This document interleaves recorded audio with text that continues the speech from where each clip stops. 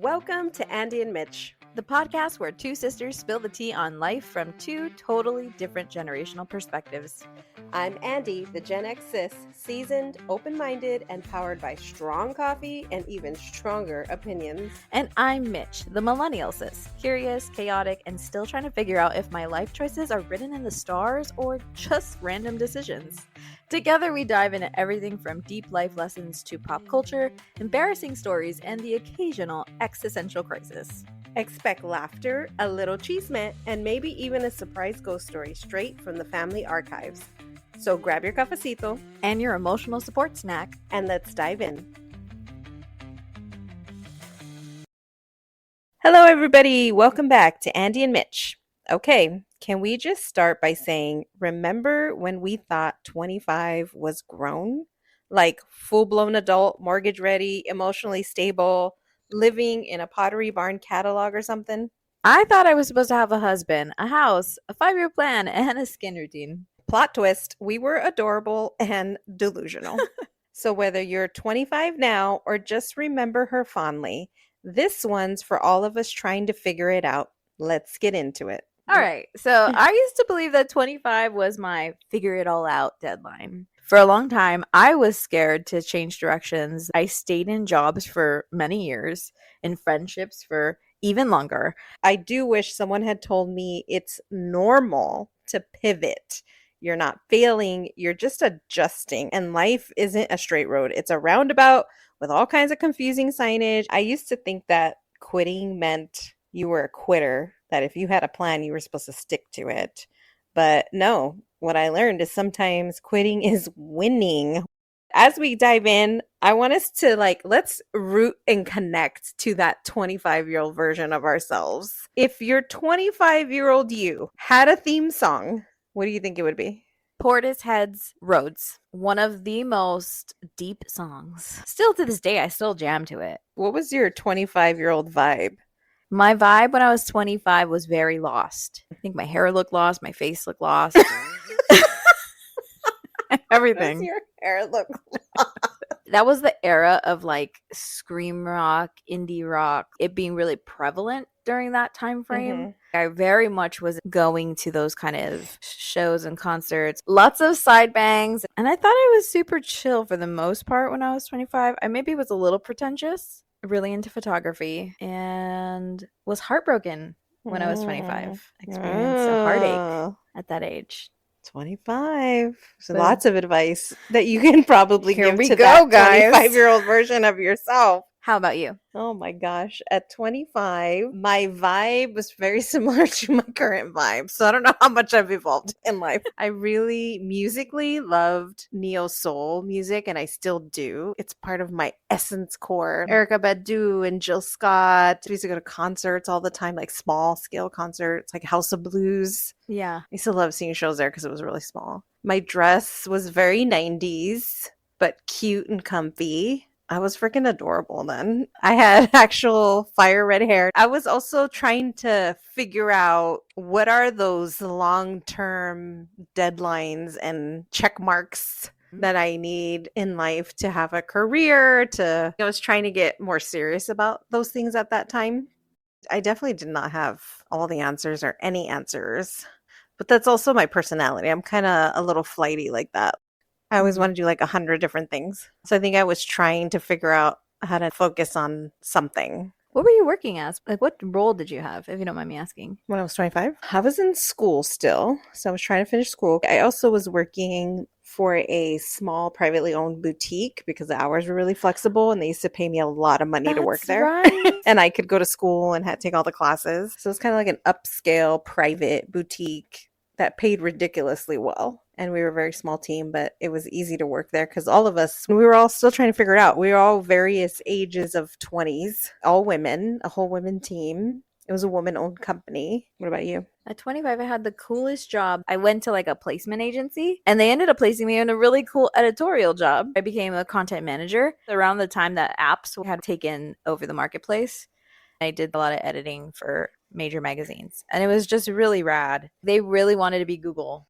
We had an old retro van. We had races in the office. We had a ping pong table, some gaming stations, unlimited snacks and food. It was pretty cool. To go from that to a real job was a pain in the ass. That company ended up going under, and I was one of the last 4 people to leave. I sank with that Titanic. I was Jack. You were hanging on to the side of the board and someone kicked you off. I just slowly drifted into the ocean. Since we're connecting with our younger versions, what do you think is the funniest misconception you had about adulthood at that age? Oh, that I would be married and I'd have a house. There's this really weird stigma that's passed down, and I see it now amongst the youngsters. Mm-hmm. And they're like, I'm getting so old. Like, Yeah. it's a panic. Yeah, I think a funny misconception that a lot of people have is that at 25 or somewhere around, we think we're grown. Like, we think we know everything there is to know, and we don't. We know nothing, and we're still figuring it out. Yeah. And also, like, I think I thought at that age, like, that was the peak coolness. I wasn't going to be any cooler than I was at 25. And I want to take that back because I do think we have become cooler with age for reasons that we didn't even realize. I agree with that. I didn't think that I was going to become cooler at 25 because I've never been cool. That's something cool people say. That's what my old colleague used to tell me all the time. That's something a cool person would say. Yeah, I wasn't cool. I just used to hang out with everybody, make friends with everybody. The floater. And I was like, no, whatever. You're Switzerland. You're just playing with a hacky sack on the side. You get along with everybody. Because the cool person's kind of indifferent and they're too cool to care, I guess so. So what belief about success or adulthood did you hold tightly back then? There are certain things you have to accomplish in order to be considered successful in life. You have to get the right relationship. You have to start the family. You have to get the good paying job. You have to buy a house, buy a car, which essentially get in debt. Isn't that crazy? Society, we really missed the mark there because there were so many things that I really could have benefited from, like real financial advice and how to invest and how to define what makes you happy in life and all of this other stuff. I didn't know anything different, so I just thought, okay, well, I'm just gonna do the things that are on the list because that's what you're supposed to do. When did you first realize that what you commonly expect at the age of 25 isn't all it's cracked up to be? I mean, 40. I think that's a big lesson that's very complicated and nuanced. I was learning it, not knowing I was learning it. And then when pandemic hit, it became very clear in my head, like, oh yeah, I need to let go of this. And I've been holding on to it. Like, I went to grad school, worked my ass off, but I didn't pursue that as a career full time. And everybody's opinions were weighing heavy on me that I kept following the narrative, like, oh yeah, I'll go back to it. When I knew in my mind, I had already made a decision for myself that I wanted to do something different and pivot. But because I think I was so concerned about what other people would think and what their opinions were that they were very happily sharing with me, even though I didn't ask for them, that was just kind of taking over. And then when pandemic hit, because we had so much time to ourselves, I had a lot of clarity of, actually, no, I need to grieve this and let it go. I'm not going back. And I was finally able to say that and believe that with confidence, that this whole idea that I have to have everything figured out. And once I do that, I have to follow the path as it's been laid out to me. That shattered completely. There's a double side to that coin with education, particularly. If you feel that you didn't meet the marker by a certain time frame, you're terrified to try to meet the marker later in life. And it will actually deter a lot of people from trying to go back and find alternative pathway to finish education in the line of interest that they have later in life, right? Yeah. It's not always going to be the same. It's kind of ridiculous to assume that what you like when you're 18, that you're going to love when you're 40. And you don't. I mean, those are lessons I try to impart on younger people, my child included, is like, you can have many iterations of a career and they can look different from each other throughout your lifetime. But we were raised by boomers. And so for them, their generation was, you go to school, you find a partner, you get married, you have a family, you have a good job, and then you stay at that job for 50 years until you retire with Allstate.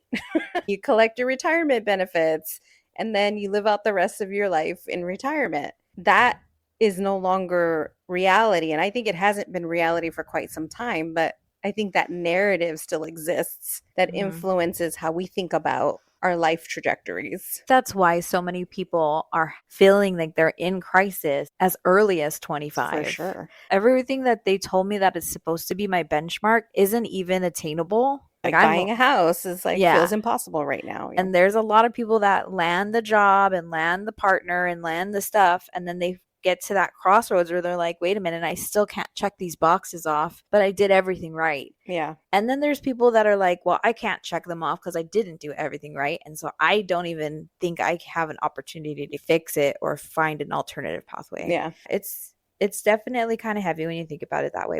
But looking back, what advice would you give your younger self about making decisions and trusting the unknown? Learn to hear your own intuition Okay. early. Listen to yourself. You got to drown out the noise because nobody knows what's best for you the same way that you know what's best for you. What about you? I like what you said about trusting your inner knowing. I think for me, I would want to encourage develop a relationship with failure and fear. That's a good one. To not be so deterred by fear and also to reframe your failures. Both of those lead to this idea of like, you have to learn how to trust yourself. You know, you have to trust yourself in your successes, in the decisions that you make, but you also have to trust yourself enough to know that when you fail, you're going to be okay. You've survived 100% of your worst days so far, every day that you wake up. So 100%. technically, you're batting 100 even when you think you're not. Did you have a pivot that turned out to be the best thing for you? I'm currently in a pivot that felt scary, but has turned out to be a really good thing for me. People don't talk about that part. They're like, it's the best thing for you. It's like, yeah, but it's scary the whole way through. And this comes from a place of us growing up. When you come from instability and you finally get stability and financial security, it gets really tricky. And like it's become a big thing in my life. And I've always prided myself on being able to take care of myself and not have to rely on others. And so, on one hand, I am in a place where I've never felt more myself. I feel really proud of the person that I am. I have been applying very selectively to different opportunities because my big leap was to leave my last position. And it's not that it was the worst position. I actually got along with most people. I did a great job. I had a good setup to be there for a while. And so it was really scary to me to come to terms with the fact that I still wasn't happy, that I didn't feel like I could be myself in those spaces. It started to really take a toll on me. Did you feel like the pressures of timelines, such as the ones that maybe you were carrying forward with you from your 20s into your 30s, that some of those timeline pressures were part of the reason that you stayed as long as you did? So there's this interesting realization that happened about a year prior to me actually making the move of leaving. I started seeing myself become very rigid. I was like, this feels foreign. I don't like the way this feels. I normally would get agitated about these little things. I chose to go to therapy, and with my trusty therapist, she helped me navigate these emotions. And we realized, well, the thing is, you're digging your heels into a situation that no longer serves you, into an environment that no longer help you grow because you've exhausted all of the opportunities for growth here. So it's time for you to move. But the question is, are you going to let your fear stop you from moving? When I first took the leap, I slept for a week straight. And I was like depressed. I made the wrong decision. And then I realized, no, you're not depressed. I started coming back to myself. I started listening to music, singing while I'm washing dishes, working out with friends, making better decisions for myself. I started realizing you're exactly where you're supposed to be. Now, what are you going to do next? Do you think you would have made the same decisions at the 25-year-old version of yourself? No, I wasn't ready for it. At 25, I had different values than I do now. And so I valued myself way less at 25. I valued objectives and other people. I would place other people a lot higher than I ranked myself. And now I have this really unconditional love for myself. So I am hard on myself about some things, but I am really quick to intervene and shut it down. A lot of times there's this misconception that you're going to heal and it's just a band-aid and everything's fixed. If you sign up for the healing journey, you're on it for the long haul. And healing to me has become this everyday decision to just not hurt myself.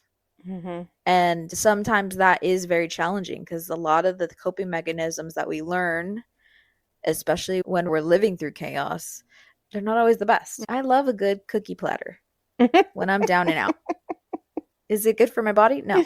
Mm-hmm. My pancreas is like, what the hell are you doing? And I'm like, just chill. I got it under control. With that being said, it's time to discuss relationships. What were we doing at 25?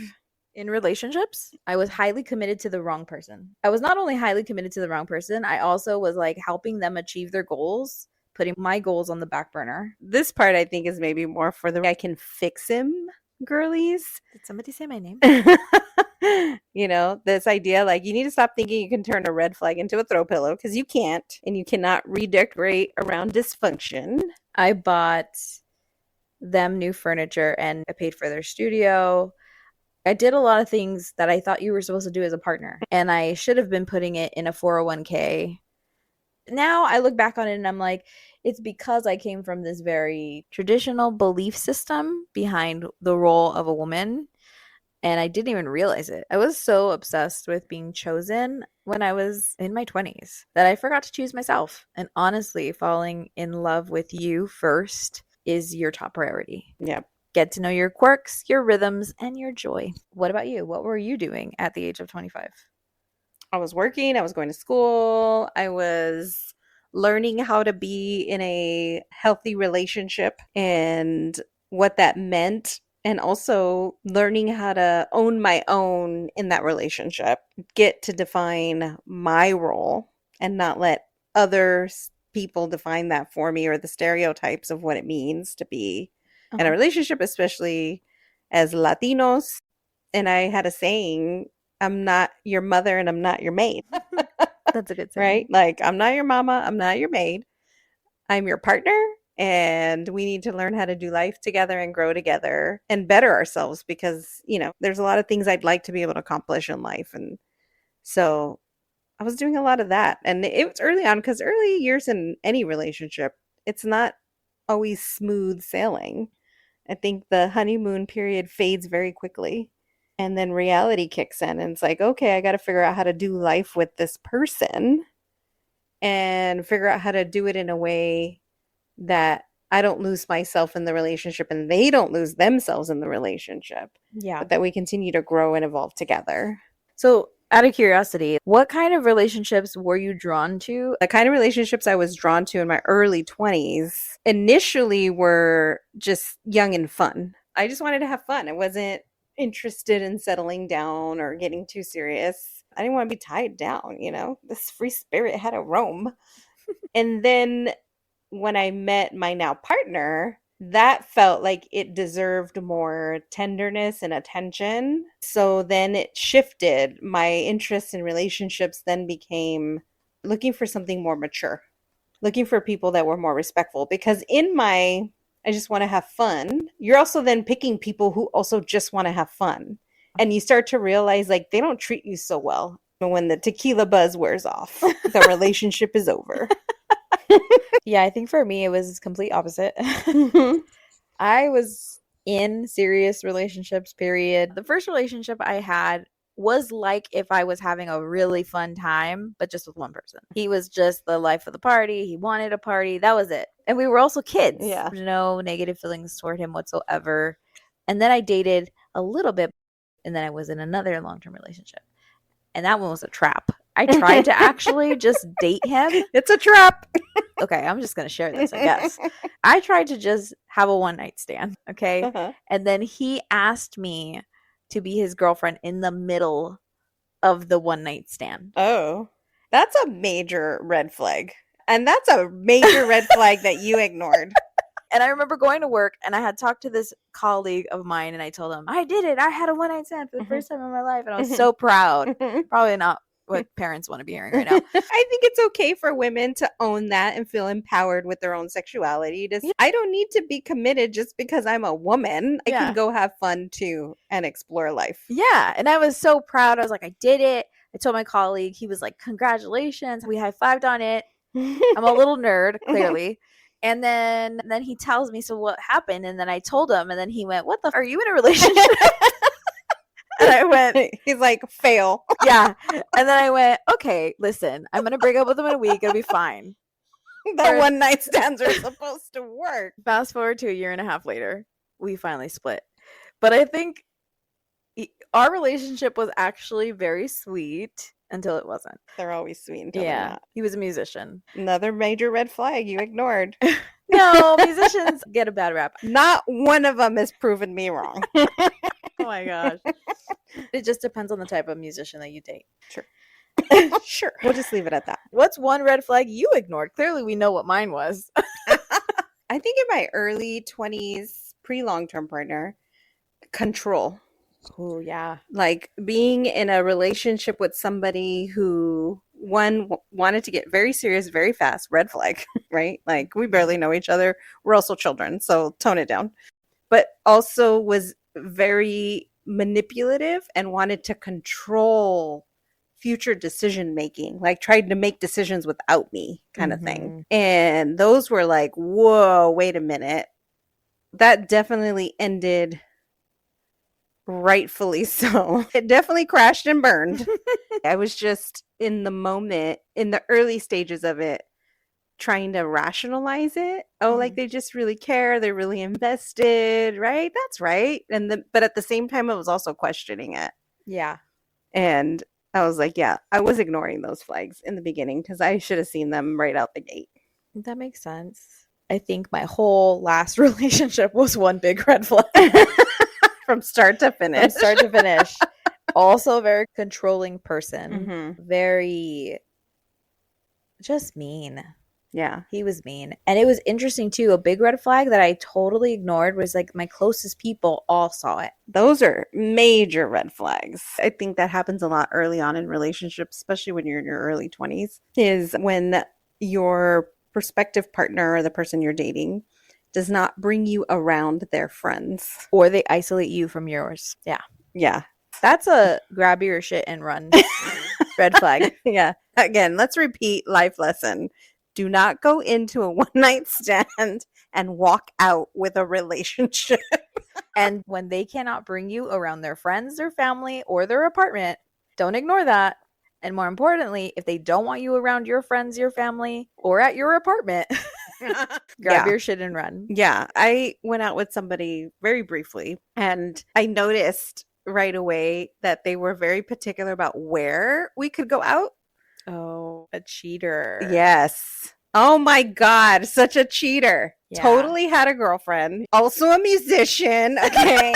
Yeah. You know what? I'm not trying to hate on all musicians, but there's some things that are common. And then had the audacity to say, oh, I broke up with her so I can be with you so we can be a couple now.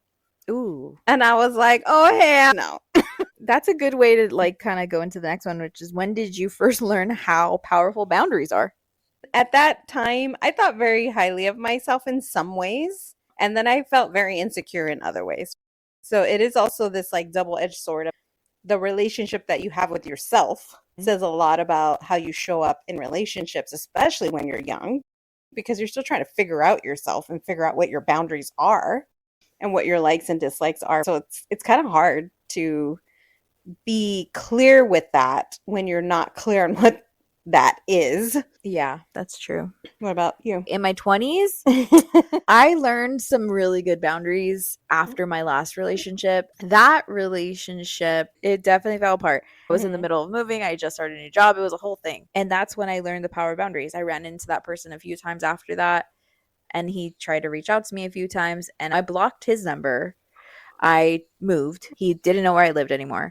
And the times where I did run into him, it was like I kept the conversations really short, very serious, very professional almost. That was the first time I learned how to set boundaries because I was like, no, this is never going to happen again. I'm never even going to look at you the same way. And the other part is that it then bled into other areas. It suddenly started to feel more confident in my abilities at work. I started to root for myself in ways that I had forgotten how to. Did you ever stay in a relationship out of fear of being behind? Yeah, I think a lot of people do this, especially if being in a relationship is a priority for you. And it's probably true for 99% of humans. We want to be connected and have love and experience that dynamic with somebody. All of us have a point in time where we maybe question a relationship, but we stay because we don't want to be alone. Oh, but I'm already this age, and if I don't find somebody, then I'm going to be behind. I'm not going to be able to do the next things on the list without the person. And it's unfortunate because I do think a lot of times we settle. I learned early on that I didn't want to settle. I really took that power back of like, if I'm going to commit to a relationship, it's going to be a conscious choice that I'm going to make because I really love this person and because I can see us building a life together. Yeah, you were better at that than I was. Yeah, I guess I was better at boundaries than I thought. I think for me, I definitely relate to this question, and I have stayed. It wasn't the fear of being behind, it was more the fear of failing as a woman. I had this weird narrative in my head for a while. And then I broke out of that. But it was really uncomfortable to break out of that because it took a lot of questioning why that even existed. I also come from, we've dropped the trauma word here and there, but we've had, hardships in our lives, and we've seen really bad examples of what love is supposed to be sometimes in different areas of our life. And when you come from a background like that, it also plays a big role in how you choose your partners and how you choose to show up for yourself. So that can keep you stagnant in relationships where you know you should leave, but you don't. Yeah. And so let's do some funny advice for our 25-year-old self. Buy yourself the flowers because you are the queen. Stop texting him back. He's not busy. He just doesn't like you enough. Be your own beachy sugar daddy. Romanticize your life first. The red flag is not a challenge. You are not Bob the Builder.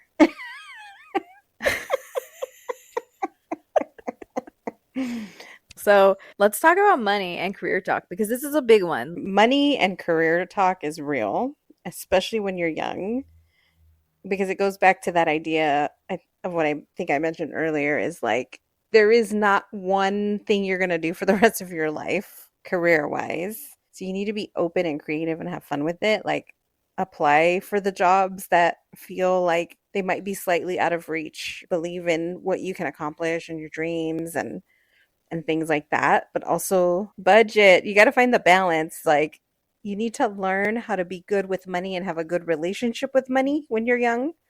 Because when you do this when you're young, your money can sit and grow exponentially over time. Yeah. When you're older and you're trying to figure that out, you don't have as much time anymore. It's much harder, yeah. And then you're like, dang it, why did I spend all that money up in the club or on that fancy car or that fancy purse back then when it means nothing now? And that money could have got me closer to being a millionaire when I retire. It was on sale is not a personality. Okay? You need to budget. You need to start a strategy. You don't need another indoor plant. $25 can go to a savings account. Put the paperweight down, put the pen set down. I'm talking to my 25-year-old self. And maybe some of you as well.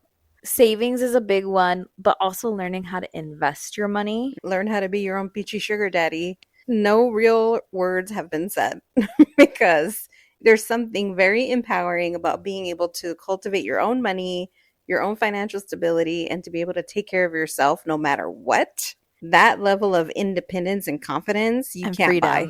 Yeah, you can't buy that kind of freedom. And budgeting should not feel like a punishment to you. And for a long time in my 20s, it was like, what do you mean I have to put something in my savings? Then I can't actually spend it on fun. But like, budgeting is not a punishment. It's actually a privilege. Learning how to reframe that and to be able to be really consistent and remember that you don't have to have this major objective. But if you're doing the long game, like many of us have to do because we don't make that much money, it's like you also want to be able to still enjoy your life, but be realistic.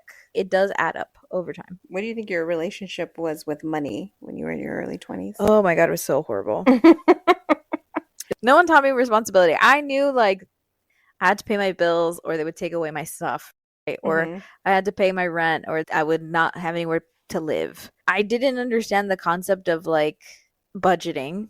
I didn't even know investing was an option at the age of 25. And so while I was really street smart, I also went to a horrible high school where my instructors actually would discourage us as students. Like, especially if we weren't at the top of the class, they would say things like, don't worry, you're going to be a great barista someday. And so because of that, when I graduated high school, I would talk my way into these jobs that paid higher than minimum wage. I think the only time I ever made minimum wage was my first job at a movie theater. And then after that, it was like I actually was making more than all my friends. Mm-hmm. And if I would have saved and put money into investing at the time, oh, I'd be rich as hell. But I did not know any better. And that's really unfortunate. And I'm really pissed off about it, actually, mom and dad.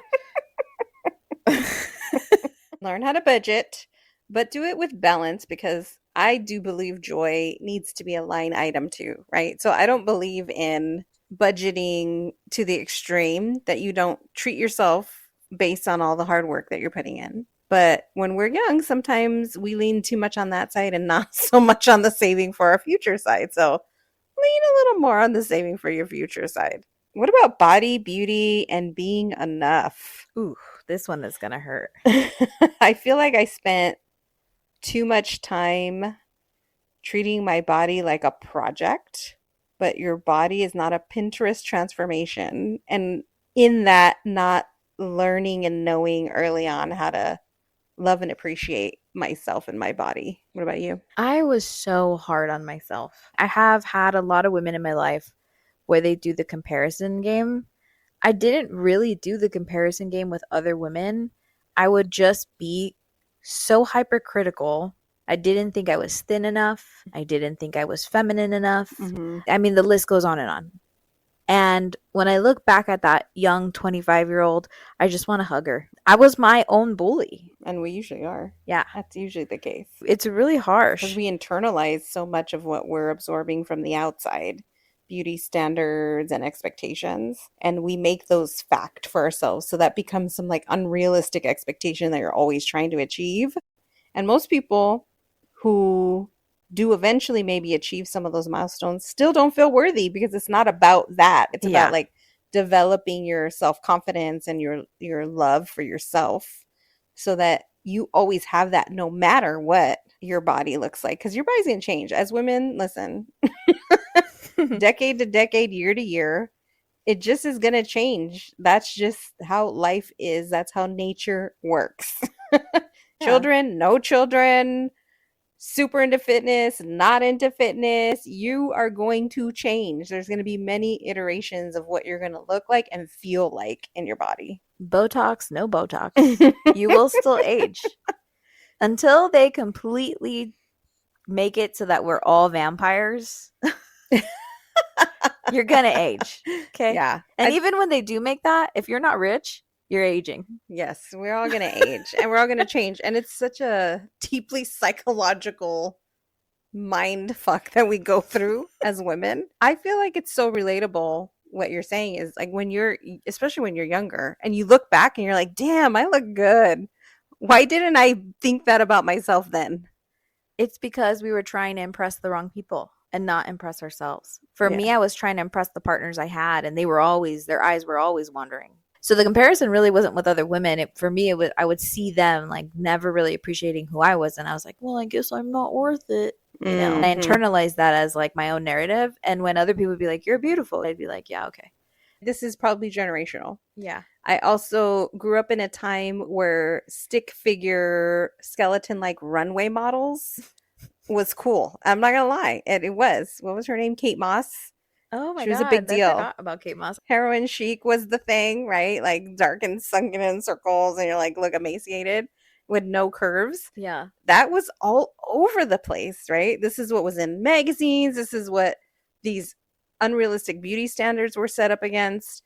And I was a curvy Latina girl. Uh-huh. I didn't fit into any of those standards, so I felt like I wasn't beautiful enough, because that's the message of beauty that was being shoved down our throats all the time. And unfortunately, also in families, other women in our families too would always comment about body type, body shape, things like that. So I became very self-conscious at a very young age of my curves. And I didn't feel great in my body. But I can look at a picture now of me then and I'm like, damn, I was hot. But I can appreciate it now differently. But I just didn't have the confidence. And I didn't see people around me who were also appreciating that type of beauty in the same way. The crazy shit that people would do as women, especially, to try to meet these crazy standards of beauty. Yeah, you came from the generation where you guys really got hooked to diet pills. Okay, fun story. Herbalife Watching the was a news. huge thing. I was broke, so I didn't spend money on stuff like that. But one of my old colleagues brought a bottle of Herbalife. And it is crazy to think back how many diet fads people were on, because this people were trying to achieve this like standard that was so unrealistic. But she brought in Herbalife, and then so she started handing it out to everybody to try it, right? Yeah. I didn't know what it was. They were like, it's an herbal supplement. We come from a line of women that use herbs as healing. So I took it. I was high as a freaking kite at work. I literally was sweating and talking and running around. I like jogged around the block on my break, like legit. When have you ever seen me jog? Never. Never, never. You will not catch me on a jog. My heart was beating so fast, and I thought, oh my God, I'm going to have a heart attack. I'm going to die. I didn't sleep for 2 days. Like, it was wild. That's crazy. And the worst part is, I was like, I'm never going to take this again. I feel awful. There was also like this weird hangover from it. Ooh. Because it was actually drugs that was being sold and marketed as diet pills. But the worst part is that so many of the women that I worked with bought bottles of that after trying it. Oh, so they like, because you don't get hooked. hungry. Yeah. Because you're on speed. I feel like that's like energy drinks for my generation. Yeah. And then later it was like, oh, it's been pulled off all the shelves because, you know, FDA and all this. And it had to be rebranded and a new formulation that didn't have speed in it. That's too much. Yes. I do remember that. I didn't even remember the name, but now that you said Herbalife, I'm like, yes, that was it. There was like a whole scandal. People were addicted to it. I remember people doing the cabbage soup diet. I never heard of make this cabbage soup and they would eat it. That's all you would eat for like 7 days straight. Yeah. The torture that we put ourselves through. I can relate to that part. Like, I remember the partner that shall not be named, he actually was like, I'm vegan. Oh, yes. And he said, you would become thinner and more attractive if you actually joined me and were vegan too.